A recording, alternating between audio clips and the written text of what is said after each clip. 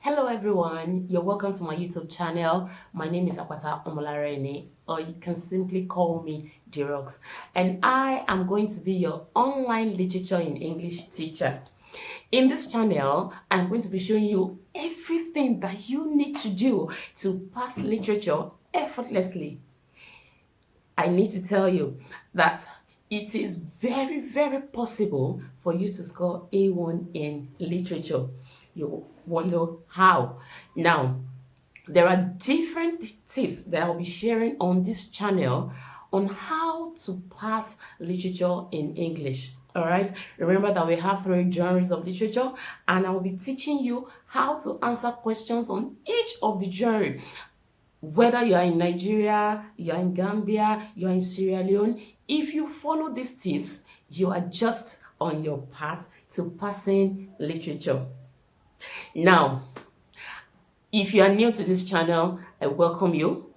Please click on the subscribe button and tap on the bell for notifications so that when any video drops, you will be the first to be notified.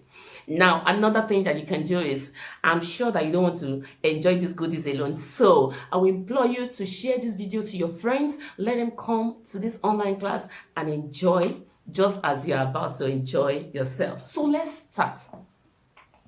Now, over the years, I've realized that so many students who find it difficult to perform well in literature in English is either due to their lackadaisical attitude.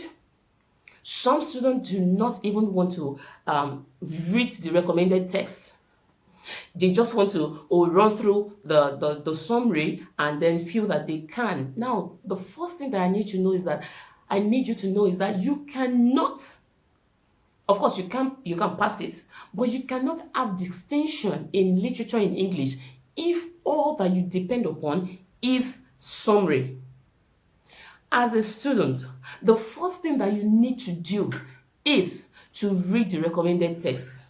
Now, I understand your plight that some of the texts are boring, some are very voluminous. You can't read them, on your own and all. But if you really want to pass literature in English and you want to pass well, the first thing is to discipline yourself. Sit with the recommended text. You can start with the less voluminous ones, all right? You can start with those ones and read. As a matter of fact, for the less voluminous ones, for the dramas, all right, the plays and the novels, you can read them once, you can read them twice, you can even go as far as reading them 3 times.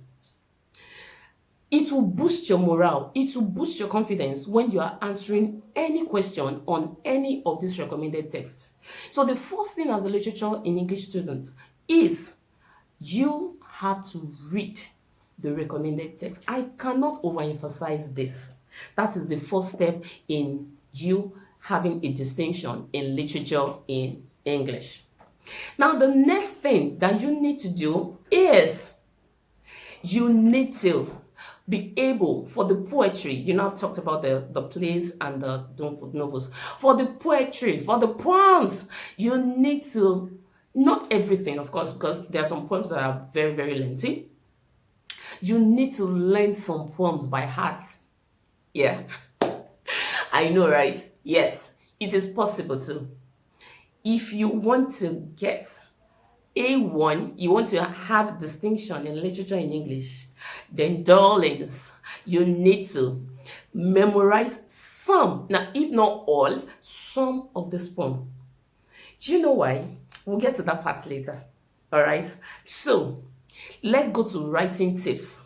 Some of you will say, oh, well, I've read all the novels, I've read the plays, I learned the poems by heart, but I'm still not getting the desired results in literature.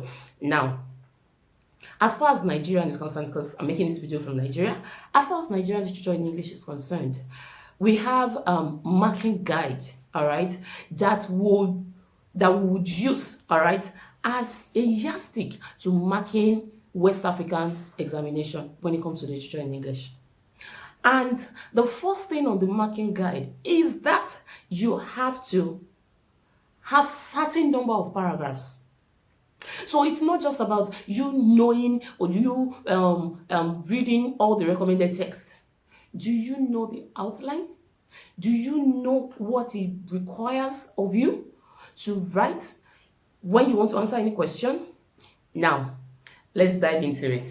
Now, the first thing to do when answering any literature in English question is that you have to have it at the back of your mind that you have to write at least 5 paragraphs. Yes, 1, 2, 3, 4, 5. You heard me right. 5 paragraphs.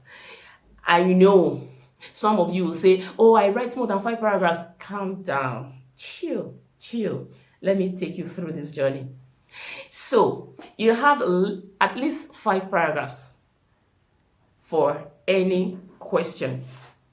For the first paragraph, examiners requires that for whatever question that you're asked, be it in prose, be it in poetry, be it in drama, for whatever question that you are asked, the first paragraph must be on the major theme.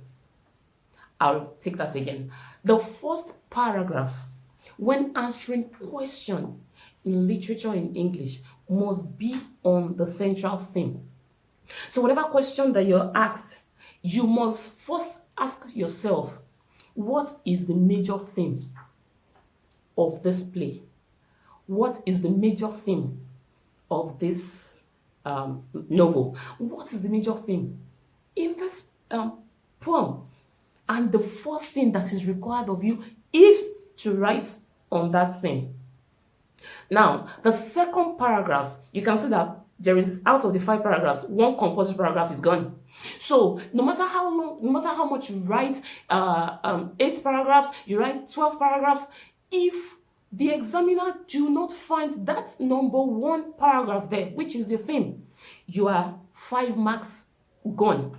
That's it. You have thrown 5 marks. You've literally thrown 5 marks out of the window.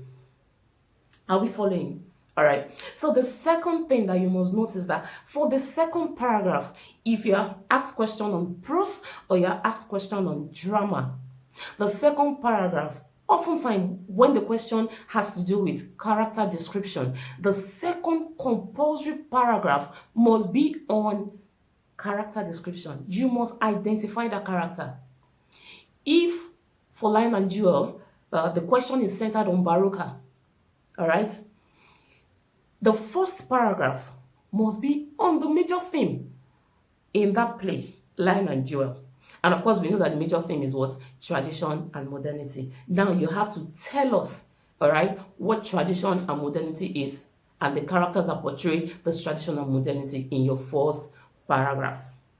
So, in my next video, I am going to be sharing more tips on how to answer literature in English questions. So please, if you enjoyed this video, please give me a thumbs up and see you next class. Bye.